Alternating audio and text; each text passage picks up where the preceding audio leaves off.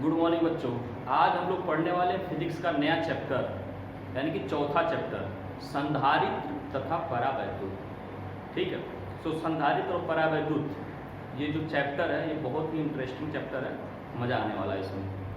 इस चैप्टर का पहला हेडिंग दिया हुआ है चालक किसे कहते हैं। चालक के बारे में आप लोग पढ़े होंगे हाई स्कूल में भी, चालक किसे कहते हैं। ऐसा पदार्थ या ऐसी वस्तु जिसमें वैद्युत धारा का प्रवाह किया जा सके चालक कहलाता है। जैसे कॉपर हो गया, एल्युमिनियम हो गया, सोना हो गया, चांदी हो गया, ये सब धातुएं जो होती हैं ऐसी वस्तुएं होती हैं जिसमें वैद्युत का प्रवाह होता है। और चालक क्या होता है? सिंपल सा, जिसमें वैद्युत का प्रवाह नहीं होता है उसे कहते हैं अचालक। जैसे लकड़ी हो गया, रबड़ हो गया, ये सारी चीज़ें जो होती हैं इसमें वैद्युत का प्रवाह नहीं हो सकता है।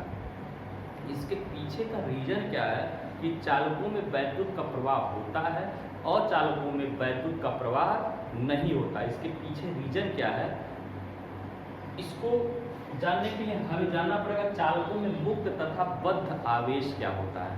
मुक्त आवेश तथा बद्ध आवेश क्या होता है?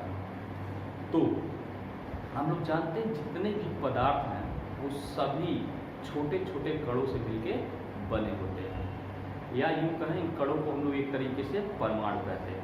और परमाणु क्या होता है? वो तीन मौलिक कणों से मिलकर बना होता है, न्यूट्रॉन, प्रोटॉन और इलेक्ट्रॉन। हम लोग जानते हैं कि न्यूट्रॉन और प्रोटॉन नाभिक में, परमाणु के ठीक सेंटर वाला जो भाग होता है उसे नाभिक कहते हैं। नाभिक में न्यूट्रॉन होता है और प्रोटॉन होता है। प्रोटॉन धनावेशित होता है, न्यूट्रॉन विद्युत उदासीन होता है। और बाहरी कक्षाओं में इलेक्ट्रॉन घूमते रहते हैं। जैसे मान लीजिए अगर ये कोई पदार्थ है, इसमें ढेर सारे परमाणु हैं, ठीक है, ढेर सारे परमाणु, ये परमाणु है। अब क्या होगा, इस परमाणु के पास इसके नाभिक में जितने प्रोटॉन होते हैं उसके बाहरी कक्षा में माने क्या होते हैं? इलेक्ट्रॉन होते हैं। ठीक है, चालकों में क्या होता है कि जो इलेक्ट्रॉन नाभिक के पास वाली कक्षा में होते हैं, वो नाभिक से एक दृढ़ आकर्षण बल से बंधे रहते हैं। लेकिन नाभिक से जो दूर वाली कक्षा में, सबसे बाहरी वाली कक्षा में जो इलेक्ट्रॉन होते हैं वो नाभिक के आकर्षण बल से बंधे नहीं रहते, मतलब बहुत हल्का बल रहता है ये। ठीक है, वो बल जो होता है, वो अट्रैक्शन फोर्स जो होता है वो बहुत कम होता है। इसलिए वो इलेक्ट्रॉन क्या करते हैं, अपने परमाणु को छोड़ देते हैं और पदार्थ में जो खाली स्थान है वहाँ पर क्या करते हैं, घूमते रहते हैं। तो जैसे ही किसी परमाणु को कोई इलेक्ट्रॉन छोड़ेगा, वो इलेक्ट्रॉन जो हो गया वो क्या हो गया, मुक्त आवेश हो गया। क्या उसे बोलेंगे? मुक्त आवेश। और जिस परमाणु से वो बाहर निकला है, अब वहाँ पर क्या होगा, प्रोटॉनों की संख्या अधिक हो गई, क्योंकि एक इलेक्ट्रॉन को छोड़ के चला गया। नंबर ऑफ प्रोटॉन और नंबर ऑफ इलेक्ट्रॉन पहले बराबर थे, इस वजह से वो परमाणु विद्युत उदासीन था। लेकिन जैसे ही एक इलेक्ट्रॉन उस परमाणु को छोड़ेगा, वो जो परमाणु होगा वो क्या होगा, वो धनावेशित हो जाएगा। धनावेशित बोले तो धन आयन आ जाएगा उसके ऊपर, वो आयनित हो जाता है। जैसे ही किसी परमाणु को कोई इलेक्ट्रॉन छोड़ के जाता है, वो परमाणु जो होता है वो आयनित हो जाता है। कहते हैं कि उस परमाणु का आयनन हो गया। ठीक है, तो वो जो परमाणु है वो क्या हो गया, धन आयन हो गया। और जो इलेक्ट्रॉन निकल के बाहर गया है, जो पूरे पदार्थ में जहाँ जगह है वहाँ पर घूम रहा है जिगजैग मोशन में, तो वो मुक्त आवेश हो गया। और ये जो परमाणु है ये धन आयन हो गया। लेकिन ये इलेक्ट्रॉन जो होगा वो पूरे पदार्थ में जहाँ उसे जगह मिलेगा वो घूमता रहेगा। लेकिन ये परमाणु जो होता है, ये परमाणु जो धन आयन हो गया, ये घूम नहीं पाता, ये जालक के रूप में क्या होता है, बंधा रहता है। इसीलिए इस धन आयन को क्या कहेंगे, बद्ध आवेश, और उस इलेक्ट्रॉन को कहेंगे मुक्त आवेश। तो चालकों में क्या होता है, चालक जो होता है, चालक में मुक्त इलेक्ट्रॉन पाए जाते हैं। मुक्त इलेक्ट्रॉन पाए जाने का मतलब क्या होता है कि चालकों में जो परमाणु होता है उसके बाहरी कक्षा में जो इलेक्ट्रॉन होते हैं वो फ्री होते हैं। वो अपने नाभिक से बहुत हल्के आकर्षण बल से बंधे रहते हैं। वो अपने परमाणु को बहुत आसानी से छोड़ देते हैं, छोड़ के पूरे पदार्थ में टेढ़ी मेढ़ी गति करते रहते हैं। इसलिए चालकों में वैद्युत का प्रवाह संभव है। लेकिन अचालक में क्या होता है कि मुक्त इलेक्ट्रॉन होते ही नहीं हैं। और चालक में जो परमाणु होते हैं वो परमाणु अपने सभी इलेक्ट्रॉनों को दृढ़ आकर्षण बल से बांध के रखते हैं, उनका अट्रैक्शन फोर्स बहुत ही स्ट्रांग होता है, जिसके वजह से वहाँ पर फ्री इलेक्ट्रॉन जो होते हैं वो अपने एटम को छोड़ के बाहर नहीं निकल पाते हैं, जिसके वजह से वैद्युत का प्रवाह उसमें असंभव है। लेकिन चालकों में क्या होता है, मुक्त इलेक्ट्रॉन होते हैं, मुक्त इलेक्ट्रॉन की वजह से चालकों में वैद्युत का प्रवाह संभव है। क्लियर?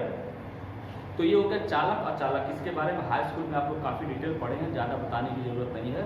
उसके बाद हो गया बद्ध आवेश और मुक्त आवेश। मुक्त आवेश क्या होगा, चालकों में जो इलेक्ट्रॉन होते हैं, जो परमाणु के बाहरी कक्षा में होते हैं, फ्री एक तरह से रहते हैं, वो अपने परमाणु को छोड़ जाते हैं। जब वो परमाणु को छोड़ जाते हैं तो वो बन जाता है मुक्त आवेश। और जो परमाणु से इलेक्ट्रॉन बाहर निकलेगा वो परमाणु आयनित हो जाता है, उसके ऊपर धन आयन आ जाता है, वो धन आयन हो जाता है, धनायन जिसे बोलते हैं, और वो अपनी जगह को छोड़ के नहीं जा पाता है। लेकिन एक तरीके से वो भी आवेशित है, तो वो अपनी जगह को छोड़ के नहीं जा पा रहा है, इस कारण से उसे बोलते हैं बद्ध आवेश। ठीक है, तो ये 3 टॉपिक हो गया। इसके बाद हम लोग पढ़ेंगे धारिता। संधारित्र की धारिता क्या होती है।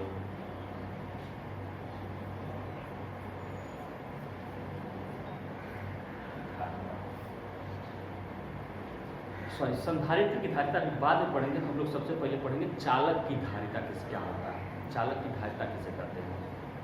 किसी भी चालक को जब आवेश दिया जाता है तो वो उसको स्टोर करने लगता है।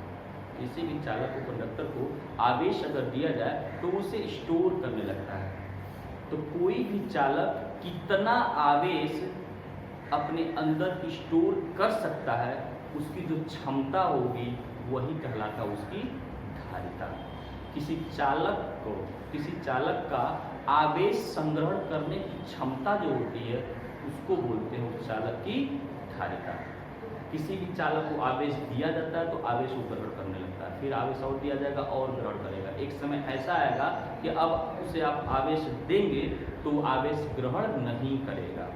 क्लियर? अब वो आवेश ग्रहण नहीं कर पाता है, तो उसका एक क्षमता हो गया भैया इतना ही वो आवेश ग्रहण कर सकता है। तो वो जो उसकी क्षमता होती है उसी को कहा जाता है धारिता। जिस तरीके से किसी बाल्टी में अगर हम लोग पानी डालें तो पानी क्या होगा, उसमें पानी डालते जाएंगे, बाल्टी भरता जाएगा, पानी और डालेंगे, पानी बाल्टी भरता जाएगा। एक समय ऐसा आएगा पानी जो होगा वो बाल्टी के बिल्कुल लेवल में आ जाएगा। उसके बाद अगर आप उसमें पानी डालेंगे तो पानी बाहर गिरने लगता है। मतलब बाल्टी का जितनी क्षमता है उतना पानी को उसने स्टोर कर लिया, बाकी पानी आप डालेंगे तो बाहर गिर जाएगा। उसी तरीके से किसी चालक को जब हम लोग आवेश देते हैं, तो स्टोर करता रहता है, लेकिन एक लिमिट तक वो स्टोर करेगा, अपनी क्षमता के अनुसार वो स्टोर कर लेगा। उसके बाद आवेश देंगे तो आवेश दे देंगे, वो आवेश लेगा, बट उसके पास नहीं रुकेगा वो आवेश। ठीक है, मतलब वो अपनी क्षमता के अनुसार ही आवेश का संग्रहण करता है। तो किसी चालक के आवेश संग्रहण करने की क्षमता को उसकी धारिता कहते हैं। ये क्षमता जो होता है वो 3 बातों पर निर्भर करता है। सबसे पहले चालक के आकार पर, इन 3 बातों को बहुत याद रखना, आगे इसके बारे में डिटेल बताया जाएगा। आकार पर, दूसरा चालक के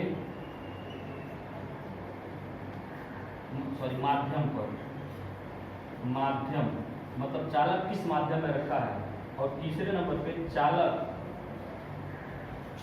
के पास कोई और चालक या अचालक वस्तु। ठीक है, 3 बातों पे।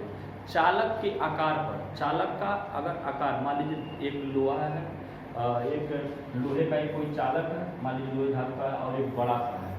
ठीक है, दोनों का साइज क्या है, दोनों का आकार क्या अलग अलग है, जिसके वजह से दोनों का धारिता जो होगा वो क्या होगा, अलग अलग होगा। ठीक है, कैपेसिटी क्या होगी, अलग अलग होगी। उसके बाद ये चालक किस मीडियम में रखा है, किस मीडियम में, उस मीडियम पर निर्भर करता है। इसकी धारिता क्या होगी, उस मीडियम पर निर्भर करेगा। तीसरे नंबर पे अगर कोई चालक है उसके पास कोई और पदार्थ तो नहीं है, कोई और वस्तु तो नहीं है, इस बात पर भी ये निर्भर करता है इसकी धारिता। ठीक है, धारिता बदल जाती है। इन तीनों के बारे में डिटेल आगे हम लोग पढ़ने वाले हैं। ठीक है, तो यहाँ बात ये है कि धारिता, किसी चालक की धारिता क्या होती है, किसी चालक के आवेश संग्रहण करने की क्षमता को ही उसकी धारिता कहते हैं। ठीक, अब देखिए जब कोई अगर चालक हो उसको आवेश